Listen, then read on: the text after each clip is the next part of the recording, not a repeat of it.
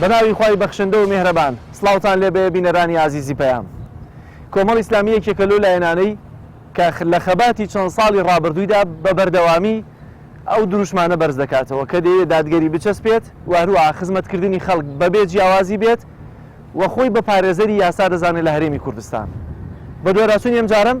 دەمەوێت لەگەڵ دوو لە بەرپرسانی کۆمەڵ ئیسلامی لە ناو جونگەکانی پەرلەماندا قسە بکەم بۆی کە بزانم کۆمەڵ ئیسلامی لە پەرلەمان چۆن پارێزگاری لە یاسا کردووە و لە ماوەی ساڵانی ڕابردوودا چۆن خزمەتی خەڵکی کردووە بەبێ جیاوازی. لەگەڵمان بن. لە مێژووی 27 ساڵی حکومڕانی هەرێم بۆ یەکەمین جار ئیسلامیەکان توانیان پۆستێکی سیادی لە ناو سێ دەستەکەی سەرۆکایەتی هەرێم کە ئەویش پۆستی سکرتێری پەرلەمانە بەدەست بێنن. وەرگرتنی پۆستی سکرتێری پەرلەمان لەلایەن کۆمەڵ ئیسلامیەوە لە کاتێکدا بوو کە یەکێتی نیشتیمانی ئامادە نەبوو ئەو پۆستە وەرگرێت. هەر بۆیە بە مەبەستی پێکێنانی حکوومەتێکی بنکە فراوان ئەو پۆستە بە شێوەیەکی کاتی کۆمەڵ ئیسلامی بە فەخرەدین قادر پڕی کردەوە کە لە ماوەی 3 ساڵدا وەک پارێزەرێکی یاسا و شکۆی پەرلەمان و بێلایەنانە توانی کارەکانی تێپەڕێنێت. بەپێی بەدوەراچوونەکان کارکردنی سکرتێری پەرلەمان لە ماوەی مانەوەی لەو پۆستە بەپێی سیاسەتی کۆمەڵ کە ئازادیەکی بەرچاوی بەپێی یاسا و خزمەتکردنی خەڵک پێبەخشیون کاری کردووە.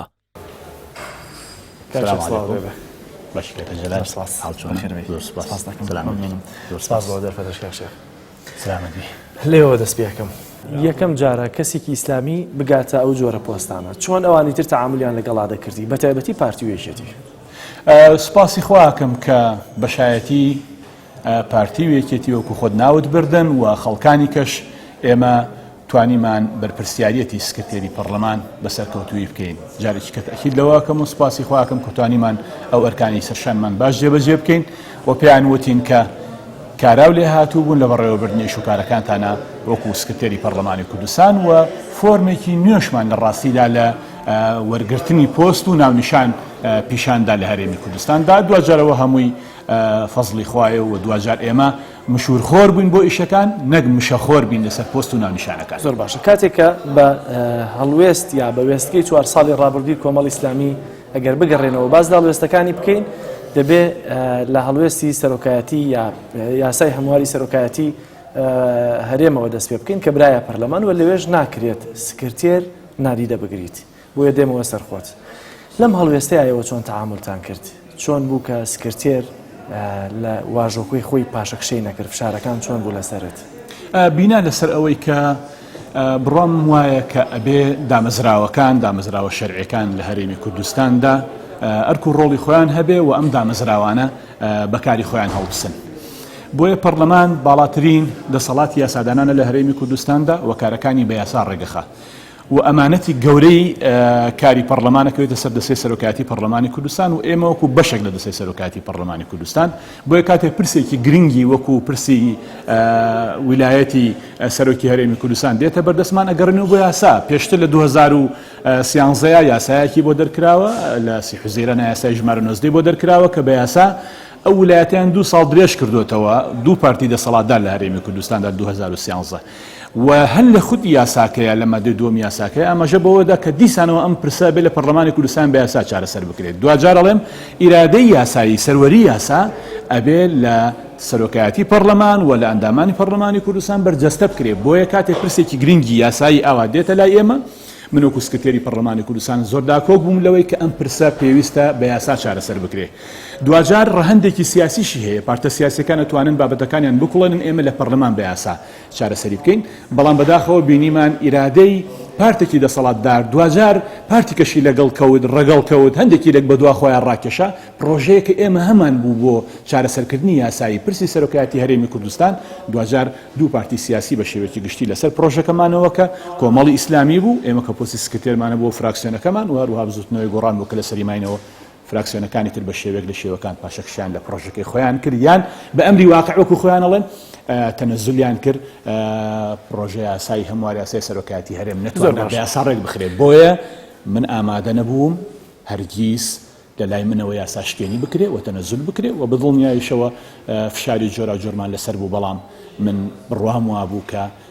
ئەبێ کاری یاسایی خۆم بکەم و ئەبێ پۆست و ناونیشانێک کە هەمە حەقی خۆی پێ بدەم و ڕازگۆ بم لەگەڵ خوا و ڕازگۆ بم لەگەڵ خەڵکی کوردستاندا و ئەو شوێندێک کە خواردومە بەرامبەر بە خەڵکی کوردستانە بێ ڕازگۆ بم لەگەڵ واشم باس لە فشارەکان کرد فشارەکان بۆ سەر خۆت بوو یا بۆ سەر حزب و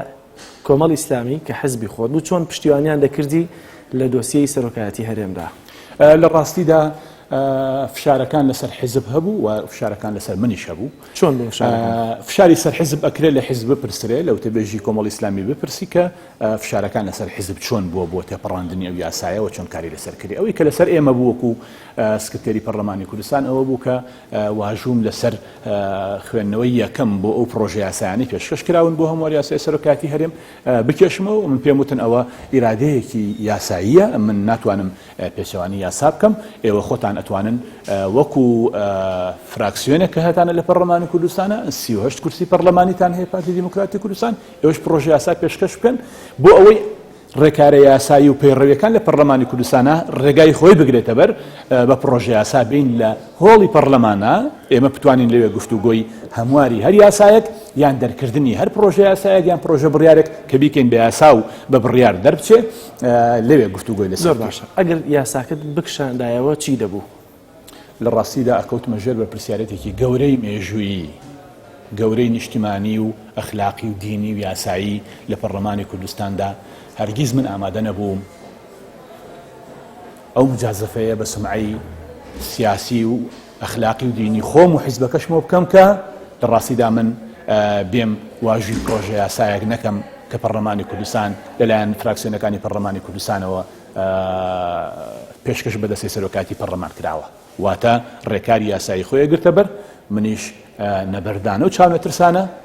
ڕێکاری یاساییەکانی خۆم پەروەردەی سیاسی خۆم ممارەسە کرد. باش ئەگەر بۆ بکشاندایەتەوە کۆبوونەوەی یەکەمیش دەکرات ئەگەر بکشێنرایەتەوە ئەو کاتە خوێندنەوەی یەکەم بۆ پرۆژە یاساکان ناکرا کۆبوونەوە بۆ ئەو پرۆژە یاسایانە بڕیاردرا بوو کاتێک کە من واژی خۆم لەسەر کۆبوونەوە کە بکێشمەوە بە دڵنیاییەوە پرۆژە یاساکان خوێندنەوەیان بۆ ناکرا بۆیە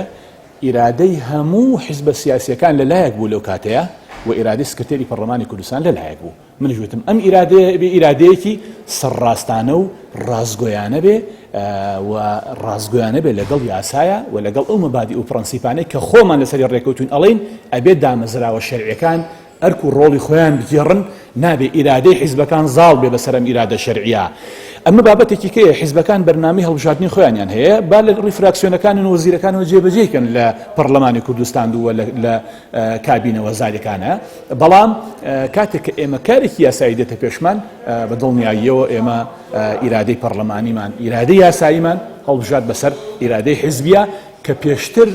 دوو پارتی دەسەڵاتدار لە هەرێمی کوردستاندا چیان ویست بێت لە پەرلەمانی کوردستاندا و لە حکومەتە خۆیان کردویانە بە ئیرادەی زۆری نێوکەمینێتیان پەڕاندووە و حاڵەتێکیان هێناوە کە بەهایەک نێڵمەوە بۆ ئیرادەی پەرلەمانتار بەداخەوە ئێمە بەڕاستیە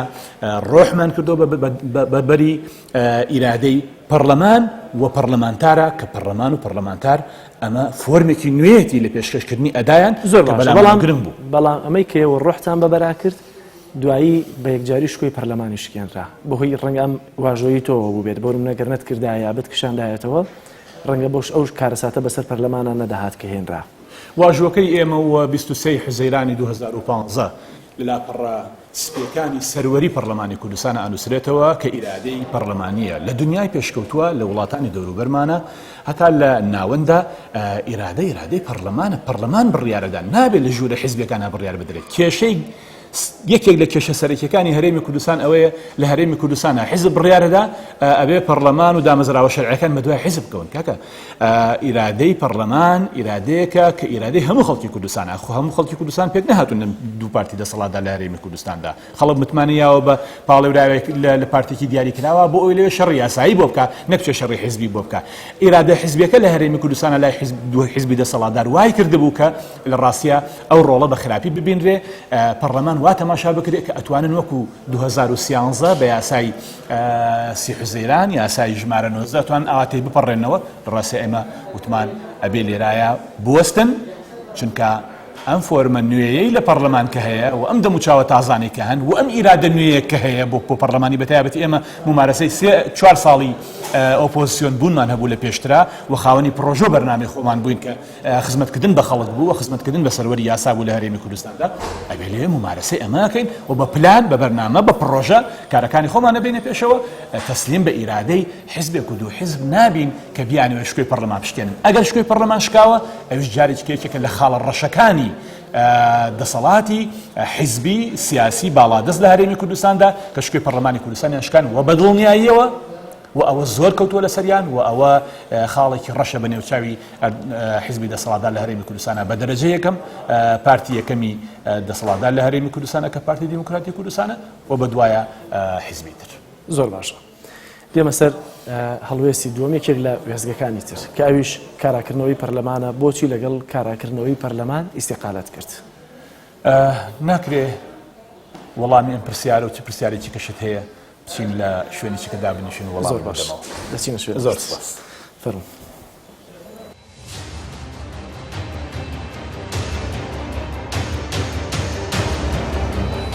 ئێمە لە ڕابردوودا لە کاتی کارابوونی پەرلەماندا ژمارەیەک یاسا و بڕیاری گرنگمان دەرچوان کە بۆ ژیانی سیاسی و کۆمەڵایەتی و گوزەران و ئایندەی خەڵک و وڵاتەکەمان گرنگ و پڕبایەخ بوون. بەڵام بەداخەوە لە هەمان کاتدا ئەوەی لە فقهی دەستوریدا بە ئەرکی ئەم دامەزراوەیە دانراوە و هاوشان و ویلایەتی هەیە بەسەر دەسەڵاتەکانی دیکەدا و پاڵپشت بە پرەنسیپی سوڵتە توقیف سوڵتە کە دەتوانێت لادانی دەسەڵاتی جێبەجێکردن نەهێڵێت ئەم ئەرکە جێبەجێ نەکراوە و ئیرادەیەکی بەهێز هەیە لای پارتە دەسەڵاتدارەکانەوە بۆ ئەوەی پەرلەمانێکی دەستەمۆمان هەبێت نەک دەستکراوە و ئازاد. دووهەم وەک لە مادەی 120 دەستوری کۆماری عراقی فیدراڵ داهاتووە هەرێمی کوردستان مافی خۆیەتی خاوەنی دەستوری خۆی بێ. ئێمە لەو ڕووەوە هەوڵی زۆرماندا بەڵام لەمپەرمان بۆ دروستکرا. ئەمە دوای ئەوەی 26 ساڵە ئەم هەرێمە ئومێدی گەورەی بۆ بە دەوڵەتبوون و بوون بە خاوەنی ئەم بەڵگەنامە یاساییە گرنگە هەیە کە تیایدا بە تەواوەتی دەسەڵاتەکان لە یەکتر جیا دەبوونەوە و دادگایەکی دەستوری دادەمەزرێنرا و شکۆی زیاتر بۆ دامەزراوەکان دروست دەکرا. سێهەم هەوڵی زۆرماندا لە پێناو باشکردنی بارودۆخی ئابووری و دارایی هاوڵاتیان و بەهێزکردنی ژێرخانی ئابووری هەرێمی کوردستان و دروستکردنی شەفافیەت و بەرەنگاربوونەوەی گەندەڵی و بەرپاکردنی دادگەری لە داهات و خەرجیەکاندا کە هەموو ئەمانش لە چوارچێوەی یاسای سندوقی کوردستان بۆ داهاتە نەوت و گازیەکان خۆیان دەبینیەوە بەڵام نە سندوقەکە دروستکرا و نە ژێرخان و داهاتی ئابووری بەهێزیش بۆ هەرێم دروستکرا بەڵکو لە دەرەوەی یاسا کارپێکراوەکان سیستەمی پاشەکەوتی موچە سەپێنرا و موچەی هاوڵاتیان کرایە چارەک و ژیان و گوزەرانیان خرایە مەترسیەوە لەو نێوەندەشدا هیچ حسابێک بۆ پەرلەمان و یاسا نەکرا. بەڵام لە ئێستادا ئاسۆیەکی ڕوون نابینم تایبەت بە ڕۆڵ و کاریگەری پەرلەمان. هەر بۆیە دەست لە کارکێشانەوەی خۆم لە پۆستی سکرتێر و ئەندامەتی پەرلەمانی کوردستان پێشکەش دەکەم. لە کۆتاییشدا ڕێز و حرمەتی خۆم دووپات دەکەمەوە بۆ هەر یەکە لە بەڕێزان سەرۆک و جێگری سەرۆکی پەرلەمان و هەموو هاوپیشەکان و خەڵکی بە شەرەفی کوردستان خوای گەورە خاک و خەڵکی کوردستان بپارێزێت. فەخردین قادر عارف سکرتێری پەرلەمانی کوردستان عراق 30 2017. کاک شێخ دانیشتین تۆ کاراتیشی نەدەبوو ماندوو بە پێوە بەڵام ببوورە ماندوو دەکەین. دێمەوە سەر ئیستیقالەکە کاراکردنەوەی پەرلەمان لەگەڵ دەستپێکردنی کاراکردنەوەکەی بۆ ئیستیقالەت کرد. لە ڕاستیە ئەوەی کە ئێمە لە خولیامانە بوو لە پلانمان بوو بۆ پەرلەمانی کوردستان پەرلەمان چۆن بێەوە چۆن کار بکەوە کام یاسایانە دەرکاوە کام بڕیارانە دەربکە فترەی نزیکی 2 ساڵ لەگەڵ یان ڕۆشتین و کۆمەڵی کاری باشمان تیا کرد. بەڵام کاتێک کە بینیمان بربەستەکانی بەردەمکاری پەرلەمان بربەستی زۆر گەورەن و ناڵن کاری پەرلەمانیمان بە ئەنجام بگەێنین و دوجار پرسیاری گەورەمان لەسەر ئەدای پەرلەمانیمان و لەسەر ئەدای بەرپرسیارەتیمان و کوسکتەی پەرلەمانی کوردستان دروستەوێ. بۆیە کۆمەڵێک لە کۆنگرێکی ڕۆژنامەوانیە لەژێر کۆمەڵی خاڵ و پاساوە ئاماژەم پێدا کە ئێمە لە ماوەی ڕابردوودا لە پەرلەمانی کوردستان دەسەڵاتی جێبەجێکردن حکوومەت کە خۆمان متمانەمان بوو دەسەڵاتە داوە بەسەرۆک و جێگرەکەی داوە بە کابینەوە زاریەکە داوە بەڵام بینیمان ئەم کابینەوە زاریە خۆیان بە گەورەترە بینن لەم دەسەڵاتی یاسادانانە بە نەزڕەیەکی ئیستیعلائی گەورەتر ئەڕوان نەخۆیان وەک لە پەرلەمان بۆ چونکم پێشتر وا ڕاهات بوون لەگەڵ خولەکانی پێشووی پەرلەمانە لە خولەکانی ترا جگە لە خولی سێهەم کە ئۆپۆزیسیۆنێکی کارایتیا بوو لە ڕاستیدا ئەم تێڕوانینە بگاتە ئەندازەیە کە بانگهێشتی وەزیر بکەی بۆ پەرلەمانی کوردستان سەرۆکایەتی ئەنجومەنی وەزیران ڕێگەی لێ بگرێ بێتە پەرلەمانی کوردستان دەست بخاتە ناو پرۆژە یاسانەکانەوە نێڵە دەربچێ بە ئەندازەیەک بێحورمەتی بەرامبەر بەم دەسەڵاتی باڵاترین دەسەڵاتی یاسادانانە لە هەرێمی کوردستان بگاتە ئەندازەیە کە دای بخەن مامەڵەی دوکان و مارکێتی لەگەڵا بکەن ڕێگە لە سەرۆکی پەرلەمان بگرن بۆی کە بێتۆ سەرکاری خۆی و پەرلەمانکاری خۆی بکە ئەوە یەکێکە لەو خاڵانەی کە ئیرادەیەکی گەورەی حیزبیش بە تایبەتی هەردوو حیزبی دەسەڵاتداریش و هەندێکی کەشکە ڕێگەڵ کەوتبوون بە شێوەیەک لە شێوەکان هەندێک تەئیدی پێوە دیار بوو بۆ ئەم ئاڕاستەیە بەناوی ئەوەی کە هەندێکیان پێیان وا بوو هەندێک مڕاجعاتەکەن یان هەرێمی کوردستان لە دۆخێکی تایبەتایە کە ئەوانە هەمووی پاساوی نەگونجاو و ناشەرعی بوون نایاسایی بوون لە ڕاستیدا بۆیە حکوومەت کە نەتوانرێت چاودێری بکرێ پەرلەمانی کوردستانێکی لە ڕۆڵە گەورەکانی خۆی لە دەسەدات و پاشان ئێمە پەرلەمانمان کارابوو کاری خۆی ئەکرد یەکێک لە هەدەفەکانی ئێمە ئەوە بوو هەرێمی کوردستان بنەماکانی دەوڵەتبوونی تیا بچەسپێنین یەکێک لەو خاڵانە بریتی بوو لە دروستکردنی کۆمسیۆنێکی سربەخۆ بۆ هەرێمی کوردستان کە هەرێمی کوردستان خاوەنی کۆمسیۆنێکی سربەخۆی خۆی بێ بەرەو بنەمایەکی بە دەوڵەتبوون ڕۆین ئێمە زیاتر و یاساکانی تایبەت بە شەفافێتی دارایی و داهات لە هەرێمی کوردستانە بە تایبەتی پرسینەوت لە هەرێمی کوردستاندا ئەوان ئەو پرۆژە ئەو یاسانەکە دەرمانکردن بەڵام بینیمان بەهایەکیان نهێشتۆ بۆ ئەم یاسایانە بەهایەکیان نهێشتۆ بۆ ئەم کارە گەورەی کە ئێمە لە پەرلەمانی کوردستانە ئەیکەین ئەویش هەر بە ئیرادە حیزبیەکە تەبعاً وەکو کورد دەڵێ ڕاوچی خراپ لە ئاوی لێڵا مەلەکە ئەمان دۆخەکەیان تێکدا بۆ ئەوەی بتوانن ئەو پرۆنسیپانی کە خۆیان هەیەە کە حیزب و خزم وەکو ئەوترێت پڕ بن و خەڵکی تر قڕبێ ئەو هەموو نەهامەتی و نەکسیان بەسەر خەڵکی کوردستانایەنە سێ حیزب هاتن پەرلەمانیان کارا کردەوە ناویان ناکاراکردنەوەی پەرلەمان کە من ئێستاشی لەسەر بێ ناتوانم بڵێم کاراکردنی فعلی پەرلەمانی کوردستان پارتی دیموکراتی کوردستان و یەکێتی نیشتیمانی کوردستان و یەکگرتووی ئیسلامی کوردستان ڕێکەوتنێکی ژێربەژێریان کرد لە کاتێکە ئەو فراکسیۆنە گەورانی تر هەیە لە پەرلەمانی کوردستانە ڕێکەوتنێکیان کرد پەرلەمان کاراکەنەوە بۆ ڕیفراندۆم لە کاتێکا کە ڕیفراندۆم هیچ خەلفێتێکی یاسایی و سیاسی لە هەرێمی کوردستانە نەبوو و هیچ زمینە سازیەکی نەبوو ئەمانە هەمووی وە کۆمەڵێ بابەتی تر کە بابەتی گرنگ و هەستیارن وای کرد کە وتم من ناتوانم لە پەرلەمانی کوردستاندا وەکو سکرتێری پەرلەمانی کوردستان بمێنم خۆ ئەگەر چاوم لەم بیر و باوەڕ و مەبدە و پرەنسیپە ڕاستگۆیانە بنووقاندایە کە لەسەری پەروەردە بووم کە کارم بۆ کرد بە دڵنیاییەوە دوای چەند مانگێک لە داخستنی پەرلەمانی کوردستان دوای ئەوەی کە لە 2015 پەرلەمانی کوردستان داخرا دوای چەند مانگێک وەکو سکرتێری پەرلەمانی کوردستان ئەمتوانی بچمەوە پەرلەمانی کوردستان و ئەو حیزبە دەسەڵاتدارانەش زۆر بەلایەنەوە باش بوو بۆی پەرلەمان کارا بکرێتەوە بۆی پەرلەمان کارا بکرێتەوە وەکو سکرتێری پەرلەمان وەکو چۆن ئێستا جێگر و سکرتێری پەرلەمان دانراوە و کاتە سکرتێری پەرلەمان زۆرتر لەو ئەکرایەوە و ئۆتۆمۆحیان بە فەخردین قادر هەبوو بەڵام دوایی کە زانیان پەروەردەی سیاسی ئێمە وانە کە ڕازگۆین لەگەڵ مەبادی خۆمانە نایگۆڕن و بۆی بەها و دەستکەوتێکی تر پێمان وایە بەهای باڵا ئەمەیە بۆیە من لە کۆنگرێکی ڕۆژنەمانیا دەست لە کارکێشانەوەی خۆن لە پەرلەمانی کوردستانە ڕاگەیاند و هیچ ئومێدێکیشم نەبووی کە پەرلەمانی کوردستان بتوانێت ڕۆڵی خۆی زۆر بە کورتێکگە جوابم بدێتەوە کاشێ پێش کاراکردنەوەی پەرلەمان هەموو لایەنە سیاسیەکان بە تایبەتی جگە لە پارتی ئەوانی تر زۆرتر هەمویان دەوت بە کۆمەڵی ئیسلامیشەوە لەوەی کە مەرجی سەرەکی کاراکردنەوەی پەرلەمانیان ئەوەیە کە یەکەم قسەیان لەسەر بژێوی ژیانی خەڵک بێ و بۆ نمونە لێپرسینەوە لەوانە بن کە سیستەمی بەناو پاشەکەوتی موچیان داهێنا بەڵام دوایی بینیمان کە پەرلەمانیش کارا کرایەوە هیچ قسە و گفتوگۆیەک لەسەر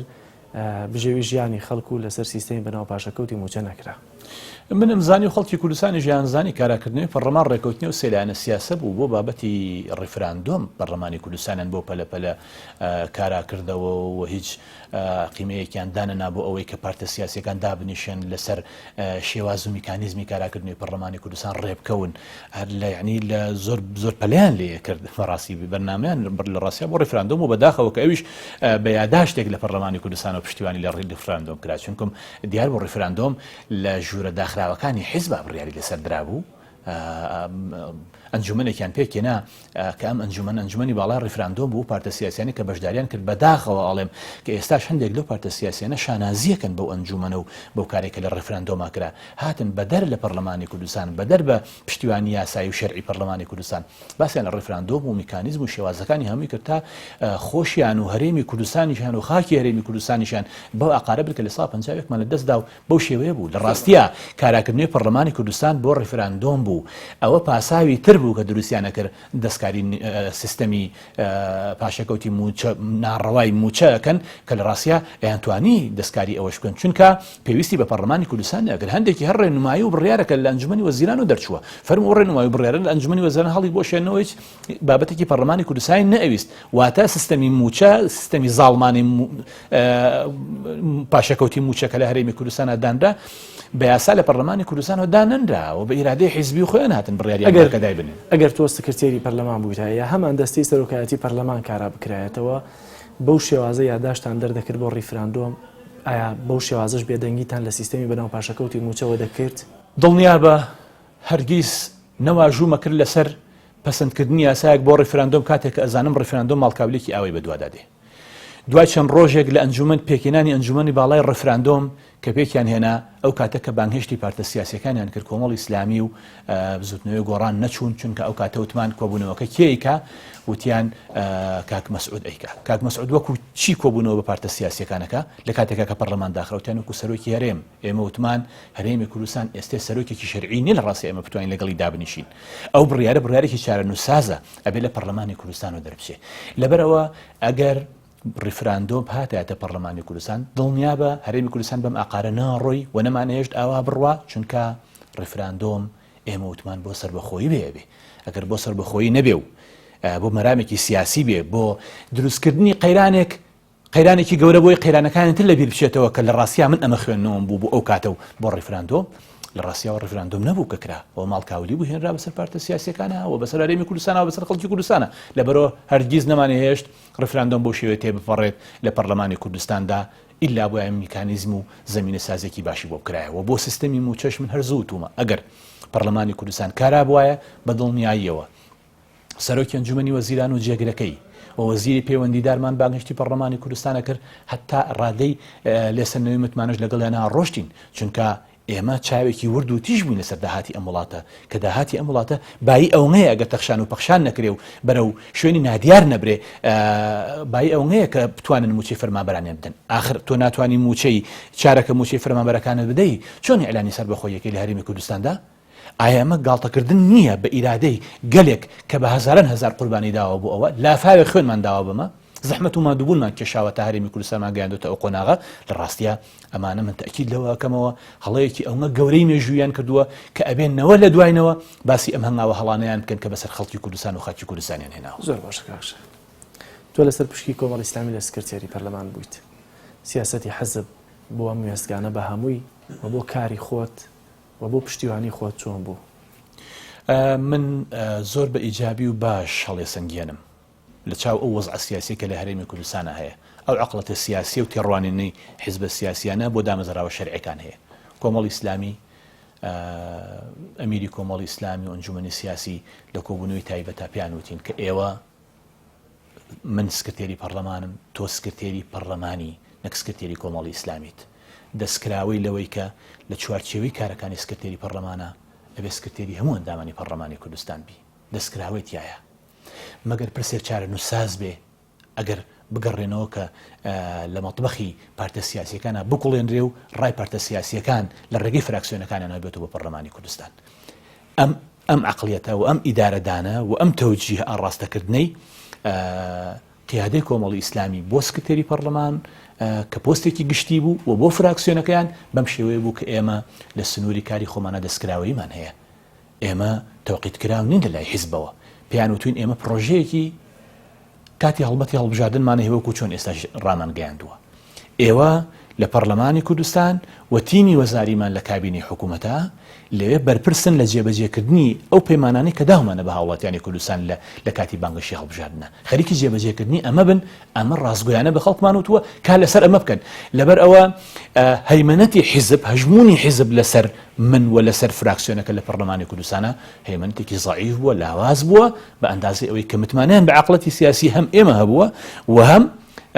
ڕەچاوی تایبەتمەندی پۆستەکانی ئێمەیان کردووە کە ئێمە ناونیشانی گشتیمان هەیە، سکرتێری پەرلەمانی سکرتێری خەڵکی کوردستانین و ئەندامی پەرلەمانە ئەندام و نوێنەری خەڵکی کوردستانە. ئەم تایبەتمەندی لە بەرچاو گیراوە کە جێگەی دەستخۆشیە ومێدمە کرد پارتە سیاسیەکانی کەش ئاوایان کردایە بە دڵنیاییەوە ئەو کاتە پەرلەمانە بۆ مەرجعی حەقیقی. زۆر باشە. چەند پرسیارێکی تایبەتی لەسەر خۆت. بودجێ بەردەستت چەند بوو لە کاتێکە سکرتێری پەرلەمان بوویت، جگەل لە موچەی ماگانت هیچ بودجێک لە بەردەستا هەبوو؟ چۆن سەرفت دەکرد؟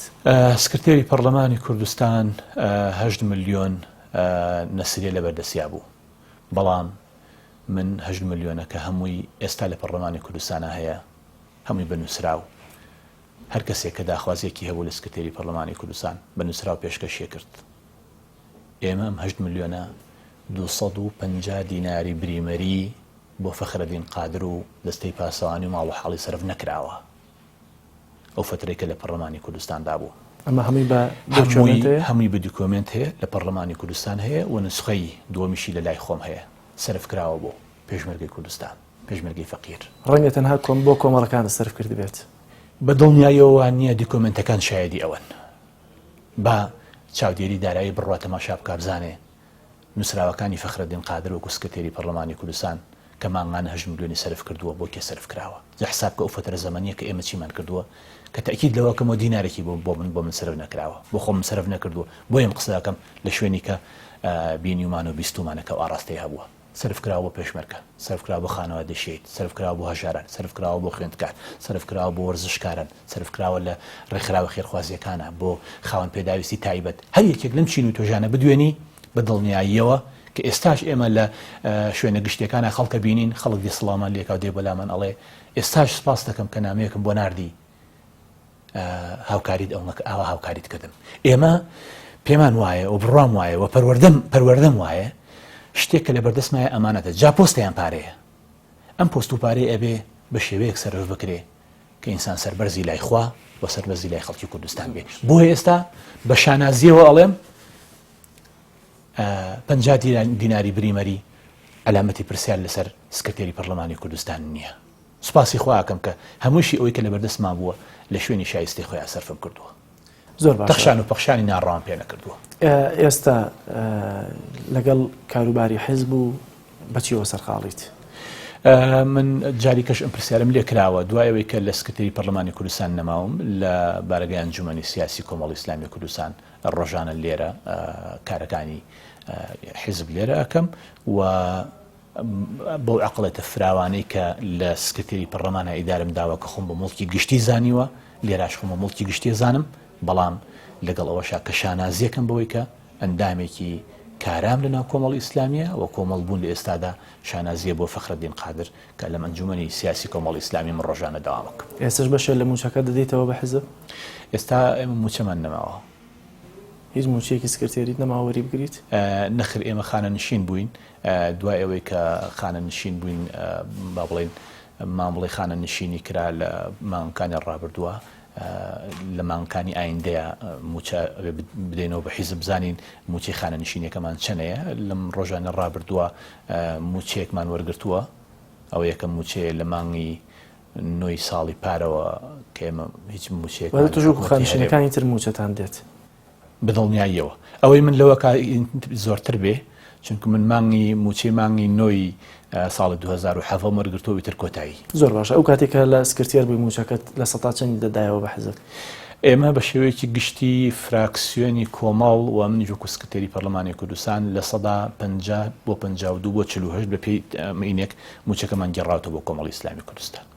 واتە من 3 ملیۆن و 800 هزارم هەبوو بە مەصرفی سیارە و ماڵ و هەموو شتێک کە هەم بوو دوای 200 هزاریان زیاد کرد بوو بە 4 ملیۆن ئیتر لە 8 ملیۆنەکە کەوەرمانەکرد 4 ملیۆن بۆ کۆمەڵی ئیسلامی بوو 4 ملیۆن بۆ خۆمان بوو بە شانازیشمان پێوە کردو و ئێمە وا ڕاهاتوین کە ئەتوانین بە کەمەکێک ژیانی خۆمان بەرین بەڕێوە خۆگەر زۆریشمانە بەردەسا بێتوانین جۆرێک لە ژیانی بەرین بەڕێوە بەڵام لەگەڵ ئەوەشی کە هەمان بووە ئەو موچەش کە هەمان بووە لە موچەکەی خۆشمان ئێمە سپاسی خواکەمە چەنەمەش کاری تایبەتە کە هاوکار و دەستبار بووین لەگەڵ خەڵکانێک ئەگەر ڕویان تێک لەو 4 ملیۆنش کە بۆ خۆت دەمایەوە واقبولیکە زۆر باشە کاکشێخ لە پۆستێکی هەستیار بووی ڕەنگە ئیمتیازی زۆر خراپێتە بەردەمتەوە چی تێنایەوە بۆ خۆت چی تێنایەوە بۆ حزب لەو پۆست و ئیمتیازاتانی کە خراپە بەردەمت دەتوانی پارە وەرگری مڵک و سامان وەرگری دەتوانی خەڵک تایم بکەی هەموو ئەمانەت دەتوانی بیکەی کردوتە یانت کردووە چیت لەمانە دەستکەوتووە بۆ حزب من شتێک کە دەسم کۆت بێ جارە لە پێشەبا بە خۆم بڵێم شتێک کە دەسم کۆت بێ لە سکرتێری پەرلەمانی کوردستانە سەروەری و شانازیەکم دەستکەوتووە سپاسی خواکەم کە توانی وەکو سکرتێری پەرلەمان مامەڵە بکەم و سەربەرزانە و پۆستە ئیدارە پێ بدەم و تا و کاتەژ لێ دەرەچم سەربەرزانە لێ دەرچم ئەمە بۆ من دەستکەوتێکی زۆر گەورەیە جگە لەو هاوکاری و بەدەمەوە چوون هەم بۆ کارەکانی پەرلەمانی کوردستان و بۆ هەم بۆ خەڵکانی تر سپاسی خواکەم لەوە کۆمەڵی ئیسلامیش ئیسفادەی کردووە لە فەخرەدین قادر کە کەسێکی سەرکردەیەکی خۆی ناردوۆتە یەکێک لە پۆستە هەستیارەکان لە هەرێمی کوردستاندا پۆستێکی سەربەرزانە و زیندوو ڕاگرت و سەرکەوتوانەتیای بوو سپاسی خواکەم جارێکی کە سەرکەوتوانەتیای بوو کە ئێستا بڕوام وایە فەخرەدین قادر یەکێک بێ لە شانازیەکانی کۆمەڵی ئیسلامی جارێکی کاڵم سپاسی خواکەم لەسەر ئەو پشتیوانی و پشتگیریەی و ئیلا ئێمە زۆر وێستگە هەبوو کە ئەمان توانی تا دەوڵەمەند ببین تا ئەو ببین سیارەیەکی پەرلەمانی کوردستانمان لابوو لە کاتی خۆیان یەک دوو ماڵ کاتێککە بینم ئەندامانی پەرلەمانی کوردستان بە سیاری خۆیان هاتو چۆکەن و سیاریان بۆ ناکڕێ منی سیارەکەم تەسلیم کردەوە خانووی سکرتێری پەرلەمانی کوردستان هەبوو کە دەسێ سەرۆکاتی پەرلەمان سەرۆک و جێگر و سکرتێر کە خانوویەکی گەور و باڵخانێکی گەورەیە تو ناچمەوە خانوەوە لەگەڵ باقی ئەو خانوانی تر وەکو خانووی باقی ئەندامانی پەرلەمانی کوردستانە لەوەیە بم و وێزگەیشتی زۆر هەبوون کە ئەم توانی دەستکەوتی گەورەی مالیتیا بەدەستبێنم بەڵام بەدوای دەستکەوتی گەورەوە نەبووم لە خانوویەکی 7 مەتریەوە چوومە سکرتێری پەرلەمانی کوردستان ئێستێش گەڕاومەوە لەو خانوو 7 مەتریا ژیم و زۆر شانازیشی پێوەکەم لە پەرلەمانی کوردستان کۆمەڵی ئیسلامی فراکسیۆنێکی 5 کەسی هەبوو کە لە دوای کاراکردنەوەی پەرلەمان و وازهێنانی فەخرەدین قادر لە پۆستی سکرتێری پەرلەمان بوونەوە بە 6 پەرلەمانتار لەم بەرنامەیەدا بەدواداچوون بۆ کاری 4 ساڵی ڕابردوویان دەکرێت تاوەکو دەرکەوێت ئەو فراکسیۆنە کە حزبەکەی بە حزبی هەڵوێست ناسراوە لە پەرلەمانەوە چی بۆ خەڵک و بەرژەوەندی گشتی کردووە و لە دەرکردنی پرۆژە یاسا و چاودێریکردنی حکوومەت و خزمەتکردنی خەڵک بێ جیاوازی لە سەرەتای حملەی هەڵبژارنەکان بەڵێنمان بە خەڵکی هەرێمی کوردستاندا بوو ئەگەر بووینە پەرلەمانتار ئەو بەڵێنە بینی نەدی سیستەمی حکومڕانی لە هەرێمی کوردستان بگۆڕین و هەوڵی گۆڕانی سیستەمی حکومڕانی بدەین لە هەرێمی کوردستان بۆیە فراکسیۆنی کۆمەڵی ئیسلامی پرۆژە یاسای خۆی پێشکەش کرد بۆ گۆڕینی سیستەمی حکومڕانی لە هەرێمی کوردستان سەرۆکی هەرێم ئەمڕۆ دوا ڕۆژێتی کە پۆستەکەی کۆتایی دێتن و بەیانی بەڕێز سەرۆکی هەرێمی کوردستان وەکو لە ڕووی قانونی و لە ڕووی یاساییەوە هەردوو یاسای ژمارەیەکی 2005 و یاسای ژمارە 19 2013 کۆتایی بە ویلایەتی سەرۆکی هەرێم دێتن ئەوەش کە ئێمە دەکەوینە بۆشاییەکی یاسایی وەکو فراکسیۆنی کۆمەڵی ئیسلامی ڕای دەگەێنین چۆن لەگەڵ سربەخۆیی کوردستان بووین سەرەڕای ئەوەی تێبینی و ڕەخنەکانمان لە میکانیزم و وادەی ئەنجامدانی ریفراندۆم گوێی لێ نەگیرا و پرسی ریفراندۆمیش نەهێنرایە پەرلەمانی کوردستان بەڵام کاردانەوەکانی پەرلەمان و حکوومەتی عێراق لە بڕیارێکی سێزدەقاڵیدا بۆ سزادانی خەڵکی هەرێمی کوردستان بە بڕیاری سیاسی و نایاسایی دەزانین و ڕەدی دەکەینەوە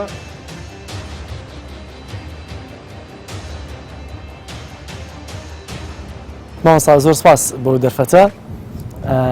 دەمەوێت یەکەم پرسیار لەوە بکەم ئێوە وەکو فراکسیۆنی کۆمەڵی ئیسلامی ئێوە پەرلەمانتار بوون پەرلەمانیش یەکەم کار کە دەیکات پرۆژه یاسایە تەقدیمی دەکا بۆی کە خەڵک لە دۆخێکی باشتر بە پێی یاسا بژین بە تایبەتی 4 ساڵیەوە خۆتان بە پارێزەری یاسا و سروەری یاسا دەزانی چیتان کردووە لە 4 ساڵی ڕابردوو لەسەر پرۆژه یاسا کە تەقدیمی پەرلەمانتان کردبێت تەقدیمی سەرۆکایەتیتان کردبێ و لە بەرژەوەندی خەڵک بوو بێت ئێمە بە 5 پەرلەمانتار چونکە برای بەڕێزمان کاکە شێخمان تێمە 6 پەرلەمانتار بووین لە دەستەی سەرۆکایەتی بوو لەسەر فراکسیۆنی کۆمەڵی ئیسلامی نەدەکرا حیساب بکرێتن چونکە کاک شێخی هەموو فراکسیۆنەکان بوو و بالفعل ئەو ڕۆڵەشی دەبینی خۆی بە خاوەنی هەموو فراکسیۆنەکان و لە دەستەی سەرۆکایەتی زۆر بە لێبڕاوانە ئیشوکاری خۆی دەکرد بۆ سەرخستنی ئەو خولە ببێتە خولێکی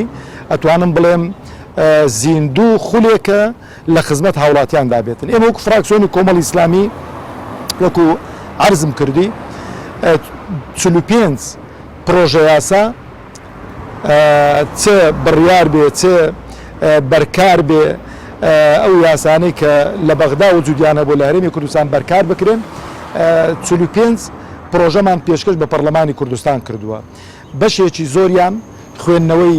یەکەمیان بۆ کرا هەندێکیان خوێندنەوەی دووەمیان بۆ کرا هەندێکیان ئەسڵەن ئەتوانم بڵێم هەر لە ناو پەرلەمانی کوردستان خوێندنەوەشی بۆ نەکرا ڕاست هەموو فراکسیۆنەکان دەنجیان لەسەردا بوون بە یاسا و بوون بە بڕیار وەکو ئەو دە 12 خاڵەی کە نووسرانەوە بۆ پێشمەرگە و بۆ شایستە داراییەکانی پێشمەرگە و بۆ ڕێزلێنانی پێشمەرگە و بۆ بە گەورەی تەماشەکردنی ڕۆڵی پێشمەرگە بە ڕێزەوە من لێرانە دەڵێن برای بە ڕێزمان کاک سۆران کە ئەو جەلسەیە تایبەت بوو بە پێشمەرگە وەزیری پێشمەرگەش حزوری هەبوو هە لە جەلسەکەی برای بە ڕێزمان کاک سۆران عومەر ئەو چەند خاڵی نووسی و پێشکەش بە سەرۆکایەتی پەرلەمان کراو بوون بە بڕیار وەزارەتی ئێوە پێشمەرگەتان کوا لە ناو وەزارەتی پێشمەرگە ئەگەر هەش بێ ڕەنگە نانڕای بکەن و دەریکەن ئێمە خۆمان بە خاوەنی پێشمەرگە دەزانین وە قەناعەتمان وایە کە ئێمە خاوەنی ئەو پرۆژە یاسایین کە پێشکەش بە پەرلەمانی کوردستانمان کردووە کە هێزەکانی پێشمەرگە و هێزەکانی ناوخۆ بە نیشتیمانی بکرێن ئێمە خاوەنی ئەو پرۆژەیەن کە لە پەرلەمانی کوردستان قسەی لەسەر کراوە خوێندنەوەی یەکەمی بۆ کراوە کە هێزەکانی پێشمەرگە و هێزەکانی ناوخۆ ببەخشرێن لە ئەو قەرزانەی کە پێیان دراوە و ببەخشرێن لەو پارەی کارەبا و ئەوانەی کە بارقورسی بۆ دروستکردبوون بۆ پێشمەرگە خوێندنەوەی یەکەمی بۆ کرا بەڵام بەداخۆ خوێندنەوەی دوم بۆ نەکراوە نەبووتە یاسا ئەوە و چەندان ئەگەر تەماشەی ئەو پرۆژانە بکەیت پرۆژە یاسایانەی بکەیت کە کۆمەڵی ئیسلامی فراکسیۆنی کۆمەڵی ئیسلامی پێشکەشی کردوون ئەتوانم بڵێم ڕەهەندی جیانێ بەشێکە پەیوەستە بە گەنجانەوە بەشێکە پەیوەستە بە ئافرەتانەوە بەشێک پەیوەستە بە نەخۆشە ئەوانەی کە نەخۆشی درێژخایەنیان هەیە بەشێک پەیوەستە بە خوێندنگاکانەوە بەشێک پەیوەستە بە زانکۆکانەوە بەشێکی پەیوەستە بە خاچی هەرێمی کوردستانەوە ئەوانە هەمووی ڕەهەندی جیابوون لەبەرەوەی ئێمە قەناعەتمان وایە هەر کەسێک کە چۆ پەرلەمانی کوردستان دەبێ خزمەتەکەی جۆرا و جۆر بێ و هەموو چین و توێژەکان بگرێتەوە بۆی بتوانین ئەو خەڵکەی کە دەنگدەری لایەنە سیاسیەکانە و دەنگدەری لستە جیاکانە دڵی خۆش بێتن کاتێکە خەڵکێک دەنگی بە میشنەدا بێتن بەڵام ئەمن ئامادەم کە داکۆچی کاری مافەکانی بم بۆی کە دیفاعی لێ بکەم بتوانین چاکترین و باشترین یاسا دەربچوێنین بۆی خزمەت بە ئەو چین و توێژە جیاجیانە بکە لە پەرلەمان لاری کوردستان گرنگترینەکانیان بۆ خوێنیتەوە چی بوون کە پێوەستن بە ژیانی خەڵکەوە ئەگەر لەلات هەبێت ئەموو ملانە کە مەوکو گوتم ئەو پرۆژانەی کە زۆر جێی بایەخ بوون لای ئێمە و زۆر گرنگن بەڕاستی ئەتوانم بڵێم پرۆژەی جۆرا و جۆرن ئەو پرۆژانەی کە یەکەمیان پرۆژەی یاسای بیمەی تەندروستیمان پێشکەش کردووە ئەو وڵاتەی ئێمە ئەتوانم بڵێم یەکێکە لە وڵاتانەی کە خەڵکەکەی جیرۆدەی نەخۆشیە درێژخانەکان بووە و بە تایبەتی ئەوانەی کە عملیاتیان هەیە و نەشتەرگەریان هەیە یعنی زۆرێکی تەماشا دەکەی ئیمکانیەتی ئەوەی نیە فکرمان لەوەی کردو پرۆژەیەکی هاوتای ئەو وڵاتانەی ئەوروپا وڵاتانی دراوسێمان پێشکەش بکەین بیمەی تەندروستی هەبێ بۆ هاوڵاتیانی هەرێمی کوردستان ئەو جا بیمەی کشت و کاڵیمان پرۆژەی بیمەی کشت و کاڵیمان پێشکەش کردووە بۆی کە ئێمە لە وڵاتێکدا دەژین هەموو ساڵێک جوتیارەکان لەسەری قەرزدار دەبنەوە بۆی کە ئەو حکومەتە قەرەبۆی ئەو جوتیارانە بکاتەوە گە ساڵێک بۆ نمونە نەهات بێتن دەغڵ و دانەکەیان لە بین بچێتن بەشێکی ژێر ئاو بکەوێتن بەشێکی تەزرە لێ بداتن بەشێکی سنێکی سەڵە لێ بداتن نێتە بەرهەم حکومەت قەرەبۆیان بۆ بکاتەوە ئەوجا پرۆژەی یاسای دەستەی نیشتیمانیمان پێشکەش کردووە بۆ دانوستان لەگەڵ بەغدا کە تا ئەو لەحزەیەش بەداخەوە دەڵێم ئێمە داکۆچیمان لەسەر کردووە گوتومانە بۆی کە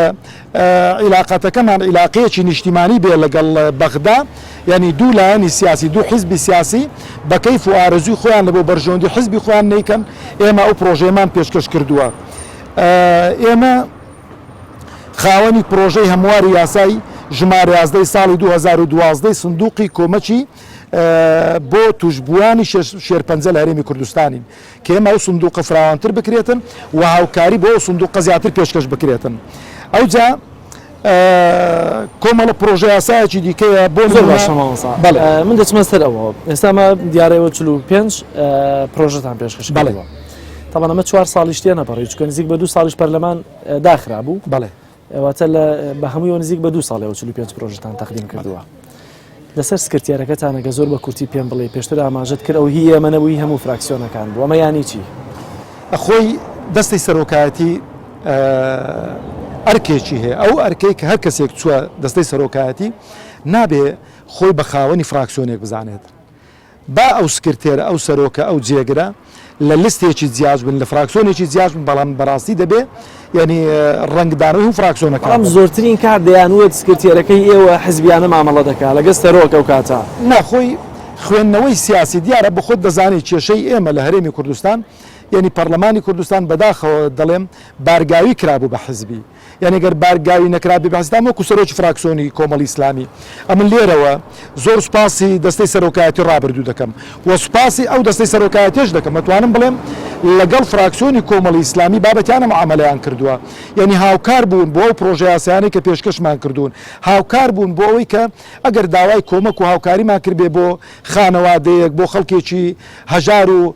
فەقیر یعنی هاوکاریان کردوین خۆی ئەوەیشی دەستی سەرۆکایەتی من لەبەری دەرفەتەکەم کە من ناچارم پرسیارەکانی ترم بە خێرایی بکەم بەڵێ لەسەر دۆسیەکانی وەکو کاراکردنەوەی پەرلەمان بە تایبەتی پێش کاراکردنەوەی پەرلەمان زۆربەی فراکسیۆنەکان باسییان لەوە دەکرد کە ئێمە مەرجی کاراکردنەوەی پەرلەمانمان کە چوینەوە ناو پەرلەمان باسی بژێوی ژیانی خەڵکەکەین ئەمە خاڵی یەکەم ئێستا خەڵک بەلایەوە گرنگە هەم بۆ بەغدا هەم لە هەرێمی کوردستانە ئێوەکو فراکسیۆنی کۆمەڵی ئیسلامی چیتان کردووە بۆی کە ئەو قیرانەداراییە هەیە چارەسەر بکرێ بۆی کە سیستەمی بەناو پاشەکەوتی موچە هەڵوەشێتەوە بۆی کە دۆخی ژیانی خەڵک بگۆڕن کاک جەلال ئێمە دووشتمان کردوون شتێکی عملیمان کردووەی کە لە دەسەڵاتماندا بوو بێ پێمان کرابێ لەگەڵەوەی کە بە خۆت دەزانی پەرلەمانتارانی کۆمەڵی ئیسلامی نیوەی زیاتری موچەکان داوەتەوە حزب بۆی کە بەسەر خەڵکی هەژار و فەقیر و خەڵکی بێدەرەتانی کۆمەڵی ئیسلامی دادابەشی کاتن ئەو نیوەکەمەی کە مابووەش ئێمە توانیمانە لەو 4 ساڵە هاوکاری 84 خێزان بکەین لەسەر موچەی خۆمان وەکو فراکسیۆنی کۆمەڵی ئیسلامی کە بڕی 26 میلیۆن و 525,000 دینارمان ئەمە سندوقێک بوو پێک سندوقێک بوو پێکمان هێنا بوو بۆی کاوکاری و خەڵکە بکەین جگە لەو پارەیەکەی دەنەوە بە جگە لەو پارەی کە داومانەوەتەوە حزب و بێجگە لەو پارەیە کە ئێمە بەدەست وەرمان گرتووە لە دەستەی سەرۆکایەتی بە ناوی خەڵکی فەقیر و هەژار و پێمان گەیاندوون بە ناوی نەخۆش و پێمان گەیاندوون کە من وەکو گوتم لێرە سوپاسی دەستەی سەرۆکایەتی دەکەم ئەوجا ئەوەی تری ئێمە شان بەشانی فراکسیۆنی گۆڕان فراکسیۆنی یەکگرتوو و فراکسیۆنەکانی دیکە پرۆژە یاسامان پێشکەش کردووە بۆ ئەوەی کە ئەو پاشەکەوتە نەمێنێتن و موچە لە کاتی خۆی بدرێتن و لەو پرۆژانەی کە مەجال نەبوو بیان خوێنمەوە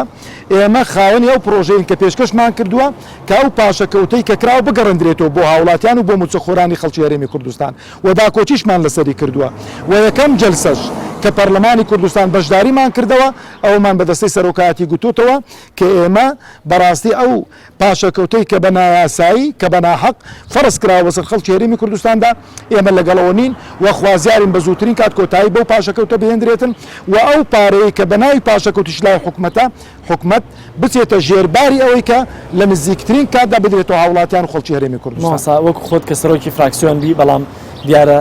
پێشتر پۆستت هەبوو لە ناو کۆمەڵی ئیسلامیە بەڵام ئێستا هیچ پۆستێکت نییە لە ناو کۆمەڵی ئیسلامی بە دیاریکراوی چۆن سیاسەتی حزبتان لەوێ جێبەجێ دەکرد ئایا بۆ نمونە ئەم پرۆژه یاسانی کە تەقدیمتان دەکرد تا چەندە پشتیوانی حزبی لەسەر بوو تا چەندە ڕای حزبی لەسەر بوو ئایا باڕاستی سیاسەتی حزبی خۆشتان لە جوڵانەوە چۆن مامەڵەتان دەکرد من شتێک دەڵێم بۆ مێژوو کە دەیڵێم لەبەرەوە نییە کە کۆمەڵی ئیسلامیم بەڵام بەڕاستی ئێمە یەکێک بووین لەو فراکسیۆنانی کە دەستمان کراوە بووە ڕۆژێک لە ڕۆژان کۆمەڵی ئیسلامی نەهاتووە محاسبەی ئێمە بکات لەسەر شتێک کە بمان کردبێت کە لەگەڵ سیاسەتی کۆمەڵی شتێکی نەکردبێتەوە زۆر شتمان کردو زۆر پرۆژەمان پێشکەش کردووە زۆر مووقیفی سیاسیمان نواندووە بەیاننامەمان دەرکردووە لەوانەیە بەدڵ حیزب نەبوو بێتن بەڵام کۆمەڵی ئیسلامی بەڕاستی پشتگیری کردوین و دەستی کردوین و دائیمەن بەڕێز مامۆستا عەلی باپیر گوتوویەتی کاری پەرلەمانتاری جیاوازە لەگەڵ کاری حزبی لەگەڵ کاری مەکتەبی سیاسی لەگەڵ کاری سەرکردایەتی ئێوە نوێنەرایەتی و خەڵکی هەرێمی کوردستان دەکەن ئێوە زۆر جاری وایە کە مووقیفێکە هەڵوێستێکی سیاسیمان دەربڕیوە ئەگەر بێت و بە پێوەری تەسکی حزبیمان لێکدابانە دەبووە هەمان باە بەڵام کۆمەڵی ئیسلامی دائیمەن پاڵپشتمان بووە تەشجیعکەرمان بووە بە تایبەتی شخصی مامۆستا عەلی باپیر برایانی ئەنجومەنی سیاسی برایانی سەرکردایەتی و هەموو ئۆرگانەکان وە قەناعەتیشم وایە ئەگەر هەموو لایەنە سیاسیەکانی دیکە وەکو کۆمەڵی ئیسلامی ئاوا هاوکەری فراکسیۆنەکەیان بانە پشتی فراکسیۆنەکەیان بانە فراکسیۆنەکەیان قەتیس نەکردبان لە چوارچێوەی تەشکی حزبایەتی وەزی پەرلەمانی کوردستان ئاوای لێ نەدەهات لەبەرەوە من لێرانەڕا زۆر سپاسی هەم سەرکردایەتی و مەکتەبی سیاسی و ئەمیریشی دەکەم و ئۆرگانەکانیشی دەکەم وە خوازیاریشم بۆ هەڵبژاردننی داهات و کۆمەڵی ئیسلامی چۆن دەستی ئەمەی کردبووەوە ئاوا دەستی و فراکسیۆنی دیکەش بکاتەوە بۆی بتوانێت چاکترین و باشترین خزمەت بە هاوڵاتیانی هەرێمی کوردستان بکات لە کاتێک کە پەرلەمان کارا کرایەوە و باسی ڕێکفراندۆم لە ئارادا بووی تووڕە بووی وەکو سەرۆکی فراکسیۆن لە پەرلەمان لە کۆنگرە ڕۆژنامە نووسیەکانە هەڵوێستت چۆن بوو ئەم سیاسەتتان چۆن بۆ نمونە ڕەنگی دەدایەوە لە کارتان لەناو پەرلەماندا ئەمن لێرانە هەڵوێستێکی جیاوازم هەبوو لە کاراکردنەوەی پەرلەمان لەگەڵ کۆمەڵی ئیسلامی و لەگەڵ بزوتنەوەی گۆڕان ئەو کاتەی پێشم ڕاگەیاندن گوتم کاکە ئێمە دەستەی سەرۆکایەتی لە دەست خۆمانە سێ سەرۆکایەتیان سەرۆکایەتیەکی هی کۆمەڵی ئیسلامی بزوتنەوەی گۆڕانە دوو سەرۆکایەتەکەی دیکەشی هی برادرانی پارتی دموکراتی کوردستانە خوازیارم کە هیچ شەرتێک دامنن بۆ کاراکردنەوەی پەرلەمان لەبەرەوە قەناعەتم وابوو ئەو کاتەی پێشم ڕاگەیاندن کە پارتی دموکراتی کوردستان بزات ناچێتە ژێرباری هیچ شەرتێک و پێشی خۆشە شەرت دابنی بۆی کە نەچێ ناو پەرلەمان بۆ ئەو سەرۆکایەتیش لەبەر دەست دەربێنێتن ئێمە دەتوانین ئەگەر پەرلەمان کارا بکەین و بەو دەستەی سەرۆکایەتی کە ئێستا هەیە خاوەنی ئەو پرۆژەی کەوە دەتانەوە بیکەنە شەرت و شروط و دای بنێن ئەو دەستە سەرۆکایەتی لێندەرێکی لەسەر بکاتن و سەرکەوتوش دەبێت لە ئیشەکەی چونکە دوو کەست هەن لە سەرۆکایەتی پەرلەمان بەڵام بەداخەوە دیارە من ڕێز لە ڕێی قیادە و برادرانی گۆڕانیش دەنێم کە ڕێیان پێچەوانە بوو کۆمەڵە شەرتێکیاندانا بەڵامی شەرتێک جێبەجێ نەکراو دوایین جارە بۆ سەرۆکایەتیمان لە دەستدا لە مەسەلەی ریفراندۆم ئەمە قەناعەتم وا بوو چونکە ئێمە دروستکردنی خانوویەک ئەمڕۆ لە سلێمانی لە هەولێر لە سۆران لە هەر شوێنێکی بێ ئەگەر عەرزەکە تاپۆ نەبێ بەسەرتەوە شارەوانێکە کە خەڵکی خۆتە کە وەکو تۆ بە کوردی قسان دەکات لێ ناگەرە خانوویەک دروستکەی عەجەبەن چۆن وڵاتە زلهێزەکان عێراق تورکیا ئێران لێ دەگەڕێتن ئەتۆ هەر لە حەمرینەوە تاپۆی ڕەشی بۆ دەربێنی بە ناوی خۆتی بکەی و ئەلانی دەوڵەتی پێ بکەی کە هیچ شتێکیشت بەناو نەبێتن کە زەمینە سازیشت بۆ نەکردبێ لە ڕووی داراییەوە هیچ نەبێ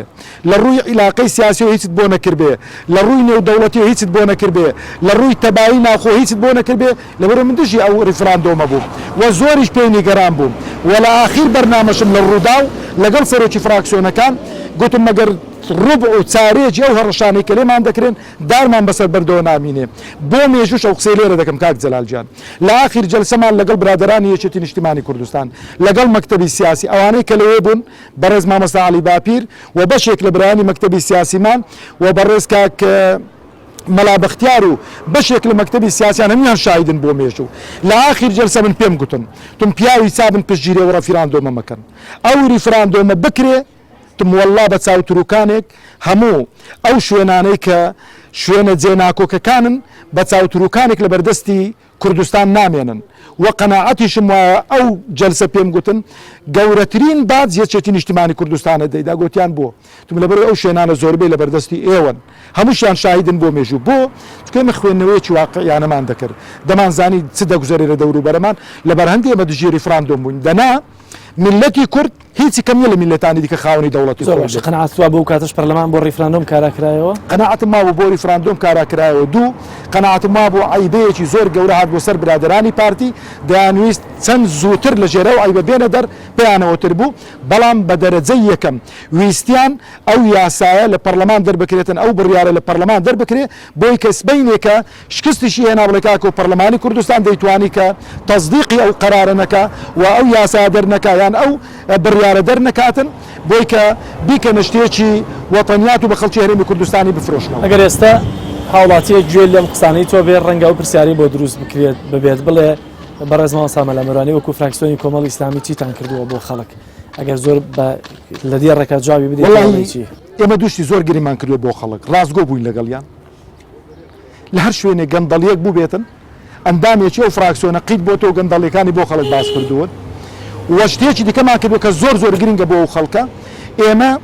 لەگەڵ خەڵکی گەندەڵ و خەڵکێک کە قەناعەتمان وا بووە کە دەسەڵات لە بۆ بەرژەوەندی شخصی و بەرژەوەندی بنەماڵە و بەرژەوەندی حزبی بەکاردێنی لەگەڵی نەبووین وە گوتومانە نا و ئامادە بووین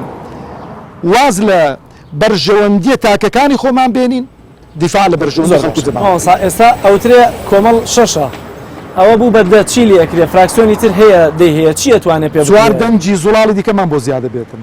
چوار مای دیکەمان بۆ زیادە بێ چوان هەڵوێستی جوامێرانە دیکەمان بۆ زیادە بێ پرۆژە یاساکان زیاتر پرۆژە یاساکان خۆی پرۆژە یاسان پێم خۆشە یەکشت بڵێم لێرانە یعنی من بۆی کە خەڵک مسابقە نەکەین لەسەر زۆری پێشکەشکردنی پرۆژە یاساکان ئێمە دەتوانین لە پەرلەمان 5 پرۆژە یاسا پێشکەشکردن بەڵام ئەو 5 پرۆژە یاسایە گۆڕانکاری لە هەرێمی کوردستاندا دروست دەکەن بەڵام جاری واشێ فراکسیۆنێک دەتوانێت 100 پرۆژە یاسا پێشکەش بکاتن بەڵام ئەو 100 لە دایک نەبێتن ئەو پێنجەی کە لە دایک دەبێت کە خۆر دەبێنێ کە گۆڕانکاری دروست دەکات زۆر باشترە لەو ژمارە زۆرەی کە خۆر نابینێت و کە خوێندنەوەیان بۆ ناکرێت. ماوەسا خەڵک دەزانێوەش بەرژەوەندیەکانتان لە ئیمتیازات و لە پارەدایە